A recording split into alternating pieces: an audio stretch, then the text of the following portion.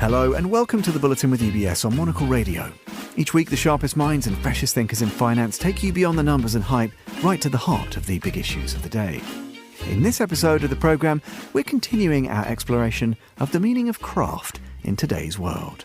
It's not just about what you do, but also how you go about doing it, a universal set of values that include attention to detail, a hands-on approach, and a determination to deliver the highest quality product possible. These principles are the same no matter your métier, from the world of banking to bespoke furniture to the innovations of tomorrow. Craft, then, is the ability to gaze both back and forwards, to recognise heritage and skill, and combine it with a compelling vision. In this ongoing series, Monocle and UBS are interrogating how these tenets come to life across different industries. In the first special episode, we heard why UBS as a bank considers its work craft, and we discussed how and why Monocle tells the story of craft too. Today we continue with some testimonials from craftspeople working across disciplines. Whether you're a carpenter with traditional skills or a city worker utilising the latest tech, craft in its purest form is a drive for excellence. It begins with innovation and the ambition to build on what's gone before. It continues with customisation and a desire to fulfil a client's every need. And it concludes with precision and a meticulous approach to finishing touches. Subscribe to this worldview and you align yourself to a global community of experts across disciplines and borders. Kathryn Sargent is the first woman to earn the title of Master Tailor on London's Savile Row.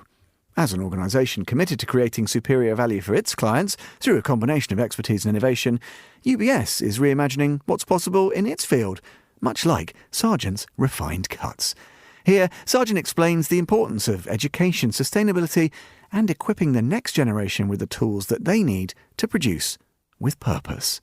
I was always really creative as a kid, so I did this 1 year art foundation, and there was a bit of textiles, a bit of woodwork, and a bit of everything in there, and no fashion at all, but I just was like, I want to do this. So I basically chose a course that was down here, not London, centre of London, but outside London in Epsom. It was a brand new course, and I just thought I had more chance of getting on it because I hadn't really made any clothes. I just liked the notion of being able to do it. So I took my art portfolio, I'd made a hat with a train that went round the brim, and I'd kind of had all this like engineering stuff, and they took me on. So I came down and studied fashion design. There were 60 of us in the course and only 5 of us wanted to do menswear. It was like, okay, so everyone wants to do women's wear, and we had to design like outfits for ourselves and things. But then that was when I really, it was like probably strategy, but also pure interest in tailoring. Like my dad was really, really smartly dressed, and I used to wear like secondhand men's clothes, and I just thought, well, why don't I explore this? And menswear was bright colours and patterns and textures, going from that kind of this really, really super traditional to just starting to evolve, and I was really inspired by them. And then I thought, okay, well, I'm definitely going to try and do tailoring. And so I used to buy secondhand suits, take them apart, photocopy the pieces and try and put them back together again. And then one of my tutors said, you've got to go up to Savile Row and get some work experience because that's where we think you should probably end up. And I came up to Savile Row, knocked on a few doors, and Demon and Goddard on New Burlington Street at the time. I did some work experience there whilst I finished my degree. Did my graduate collection in Harris Tweed, bright coloured suits, used old cutting books to do the patterns from, and then kind of tried to figure it all out. And I won an award when I graduated from the British Wool Marketing Board for Best Use of Wool. That was 1996, I graduated. And then one of the guys that I met through my work experience said, you know, if you're going to learn, go to a larger house and you'll get exposed to all aspects of the craft. And I heard that Gibbs and Hutz were looking for someone at the time, an apprentice, junior cutter. And I started in the September, I graduated in the June, started in the September 96 as number 1 Savile Row. And then I ended up leaving in 2011, so I was there 15 years. Wow. And in that time, I worked with all the different tailors and learned all the different aspects of making. So from being able to pad a collar, to do a buttonhole, to draft a pattern, to be able to fit someone. I just didn't have like this formal or prescriptive training, but I just knew I wanted to learn as much as possible because I saw if the only way I can be great is to really understand it. We do traditional really, really well. Like I feel very, very traditional upbringing in on Savile Row. So I understand military uniforms, I understand the etiquette of dress, right? But now the dress codes are a bit more relaxed. This modern approach is more probably how I am with people, making pieces for women, making pieces for different occasions for people. The craft and the skill and the way we make, we might adapt slightly for different cloths, but really it's the same way. Like there's no shortcuts. I still want to make things with longevity and craft at the heart of it. Having something that's made for you that lasts 10 to 20 years or your lifetime beyond in your wardrobe is fantastic. People are buying less but buying better quality garments that last, that are made with purpose. That's what we do, and I'm definitely getting a younger client who might not have thought about bespoke before, but because of its sustainability is really important to them, it's opening a bespoke world to them, and I think that is something I've noticed, definitely. When I started my business 12 years ago, in January for 12 years, it was just me, and then I took on my first person a year later, and then we took on an apprentice, and that was like wow, that's brilliant. And then Savile Row Bespoke Association have a training programme, and so they recognised with Savile Row tailors that we are producing people with the skill set and the quality to make that is the standard, that is the benchmark. I know I can deal with issues and problems, and when you overcome them you get more confidence, and then you feel like I can do something else. But I do recognise that now I have London and Edinburgh, that both of those businesses need a lot of lifetime care and attention, so I really want to make them successful. I'll spend more time in Scotland as well. I realise we're one thing opening, but then driving and making it successful, that's kind of the next thing. So you've got to think when you do these things, what's the commitment, how much time am I going to spend in it, and how can we make it really amazing? How can we make that an amazing experience for someone who comes to see us there? So we've really made a beautiful space and have lots of pieces on display, and some of the cloths we have from Harris Tweed are there, so you can really come in and get a sense of our craftsmanship and a sense of our style. But I'm learning a lot about town since we've moved to Scotland and things. So for me, I'm progressing, learning and acquiring these different skills. So when I became head cutter at Hughes and Hobbs, I was always embarrassed.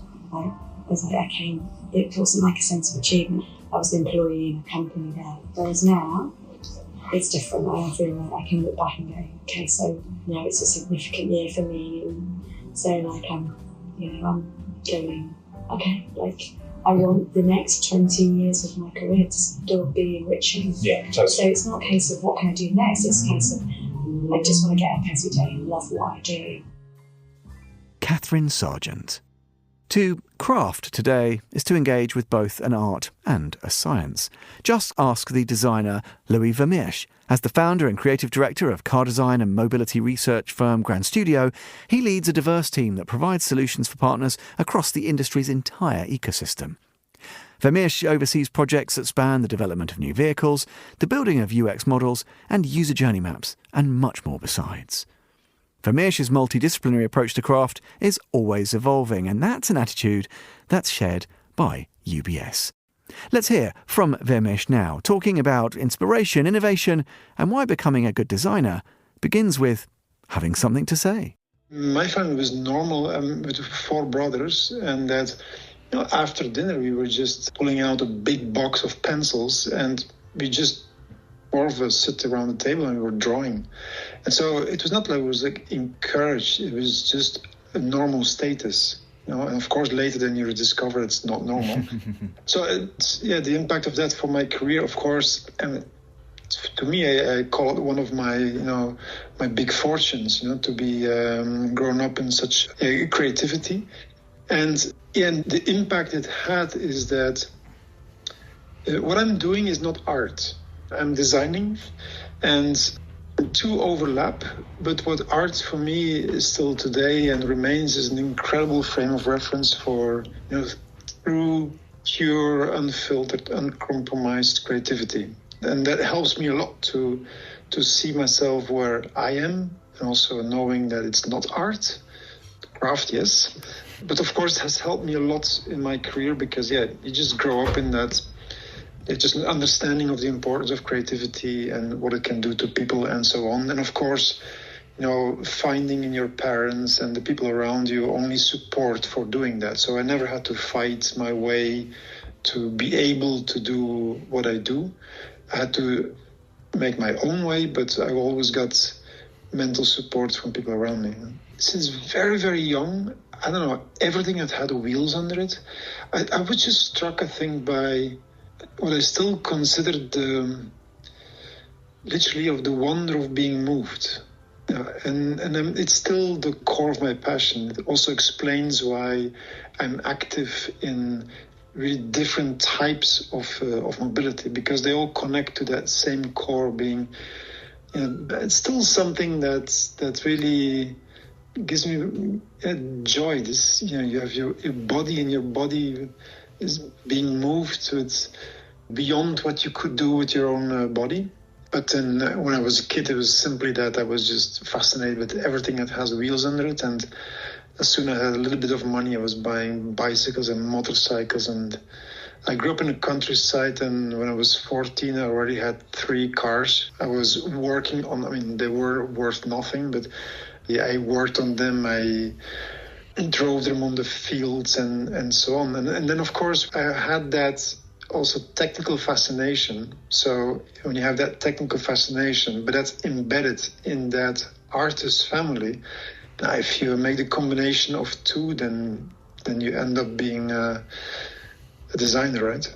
So for me, the designer was really the sum of those two things. There's 2 sides to Granstudio. One is that we are a creative consultancy that is active in the full ecosystem of mobility. That means that we design vehicles. And so what I always say is basically everything that you can see with the naked eye, inside and outside, without unbolting stuff, we define that. And that includes everything which is digital and interaction. But we also go beyond that, including designing mobility systems all the way to mobility strategies, for example, for cities and regions. And the idea behind is that I think you're better placed to design vehicles for the future if you also think about that future, shape that future in the broader context, and vice versa. When we shape visions and strategies for mobility in the wider context, we can do that with the know-how of what new type of vehicles, what new technologies can play a role in that future. So those 2 ends, those 2 bookends of the activities are feeding each other. And the second part is that we go proud on keeping a part of our activities to really research, develop own projects to make sure that we can go beyond what clients are asking us. So that's our way of exploring the future, what's possible. And that's shown both in coming up with new types of vehicles, but also new ways of designing, integrating all virtual reality and digital and so on. So it's those 2 ends, creative consultancy, but also independent research. Especially today, we're no longer in the 90s, so I would not identify my voice, for example, with only the aesthetics or something. I think it's really about your personality. I think it's really about how you stand in the world, what's your opinion about it, what do you have to say about it, and then your design, whether it's any kind of form, is then an expression of that. And probably it's also something that then will evolve in time. But it all starts from there. It all starts from having an opinion, having something to say. And so that's the first step to do. I don't believe in, maybe you kind of strike the moment with some language which is appreciated, but if that language is just something in itself, then it will, I think, quickly fade away. And I think more than ever, what is needed is designers that literally have something to say, but have the capacity to say that also through things that people can actually have access to, because that's, of course, the only way to create real change. Lowie Vermeersch. And there'll be more like that to come as UBS and Monocle continue this interrogation of craft and why it's not just about what you do, but also how you go about doing it at the same time next week. But that's all for this edition of the show here on Monocle Radio. You can listen again and find out more at monocle.com. And don't forget, you can discover more and find out how UBS can help you by heading over to ubs.com. This is the Bulletin with UBS on Monocle Radio. I'm Tom Edwards. Thanks for listening.